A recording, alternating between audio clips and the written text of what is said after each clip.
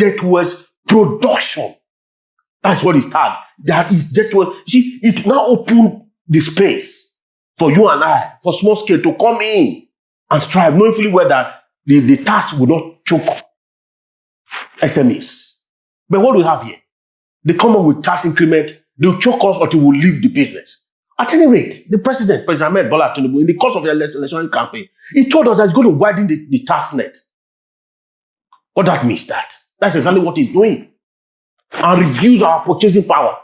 Where are we today? Has he not reduced our purchasing power?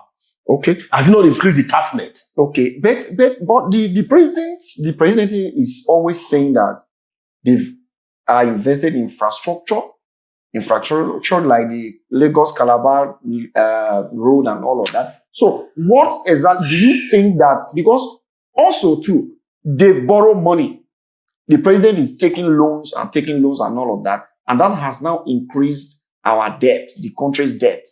Despite that, they are claiming that the external reserve has increased, inflation has dropped, the price of commodity has dropped, and all of that. Then you ask, why this tax? Are you aware that, as we speak very just now, that Nigeria is about 152 trillion in terms of borrowing? Debt. Yes. And we are using about, as at today, or as at last month, about 160% to augment by way of source, to augment the borrowing. And the World Bank has warned us that if care is not taken, 160% by 2027 we'll be using our internal revenue to source borrowing. So that is where we are. So where comes the budget? You see, the issue is this. They are living a very flamboyant life. You mentioned of roads. Can you tell me any critical road, major road, federal road, as we speak very just now, that is not trouble? The Benin-Lagos road, the Benin-Asaba road, the Benin-Warri road, the Benin-Abuja road, they are all debt traps. And you want the economy to strive. There are kidnappers there, and you want the economy to strive. For me, as I said, again, I must situate it here, that the issue of borrowing is not a bad thing. But you don't borrow and be used for one day. You don't borrow and go and marry a new wife or wives. You don't borrow and go and buy new shoe. But what you see our president doing is borrowing and living a life like a young person that had just seen a new bride. What do I mean by that?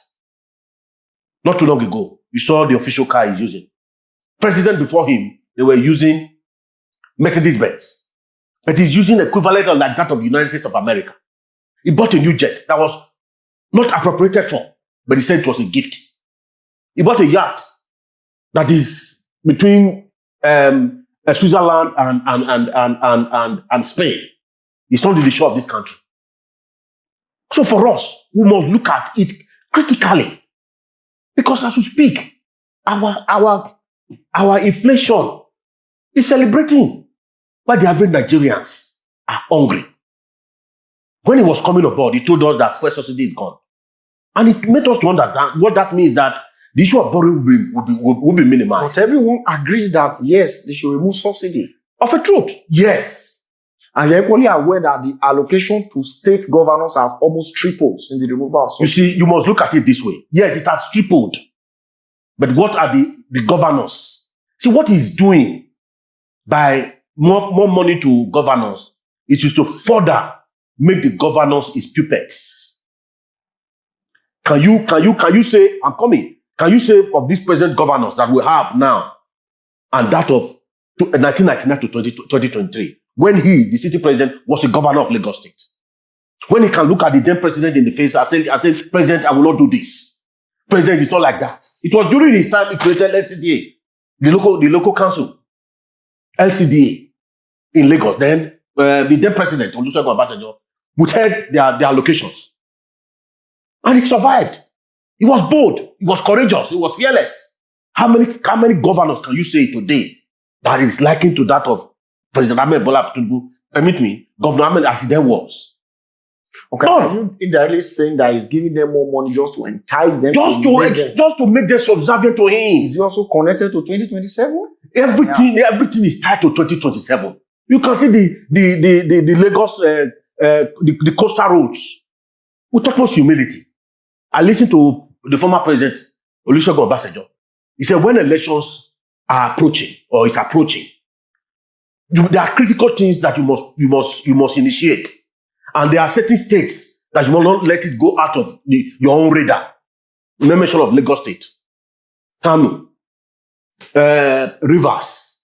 And you come up with a gigantic projects that will not be a conduit pipe for you to finance your election. The coastal road. Umai said in one of the TV things that a kilometer is about 4 billion. 4 billion naira to construct a kilometer. Are you saying it's not feasible? It's too expensive. My brother, I'm not an engineer. Yes, are you an engineer? But with the common sense, will you and I know that it is on the bogus side? Okay, maybe humongous. Maybe one of these will invite the federal minister. Definitely. To this. Yes, we must interrogate the process. Ask him. They are accountable to us. I know there was a debate, almost a debate between him and Governor Seyi Makinde, who's an engineer, but not construction or civil engineer. But we'll leave that for another day. Definitely. Now, I will leave that for another day. Maybe we'll bring him here to come and tell Nigerians what has happened. What has happened. Now, let me say this. Are you worried that we're in 2025, that the politics of 2027 is almost taking the center stage? Is that not a way of distraction? It's like you are just waking up. No, you and I know that this government was barely a year, as of months, less than a year, 6 months, when they started campaigning. I think I was one of the platforms. We saw that they've started, branding, every street in Abuja. It's not just today. They started barely a year, 6 months in office. That should tell you that this government, this administration lost focus. They have since lost focus. Because a new government, the first 2.5 years is for governance, for re-governance. Then the others, a year and 6 months for politics and election. So since they started politics and who succeed on how you're going to secure a second tenure in a less than a year, 6 months, that will tell you that what we are experiencing in this country is a complete failure. Thank you very much once again. Why we are saying this is that we are even seeing a scenario where even the governors belonging to the opposition, you see them almost being lured to defect to the ruling party. And you see that somehow, even at the state level, at the local government level, where you expect that, yes, they were able to pull themselves up economically. We are seeing them getting busy with the policies of 2027. So when we get to 2026, by the grace of God, and 2027, do you think there will be anything like governance in this country? I have said it earlier. Since a year and 6 months of this present administration, the issue of governance has been comatose.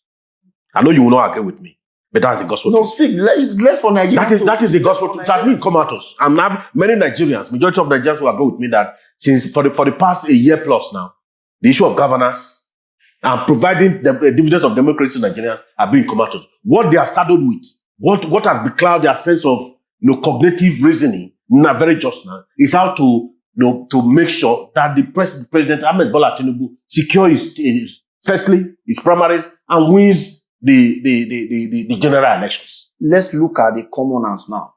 You claim to be a father. You have a wife you send to the market. Are you saying that your wife has not told you or experienced a deduction in price of food stuff? Not I say wife, not I say the wife. I personally go to market. Okay, have you not experienced? Because you know why? Because at times I will leave my wife and travel. I spend 3 weeks. Yes. When I'm there, I go to market myself to get to. Are you saying you have not experienced I have not experienced a deduction.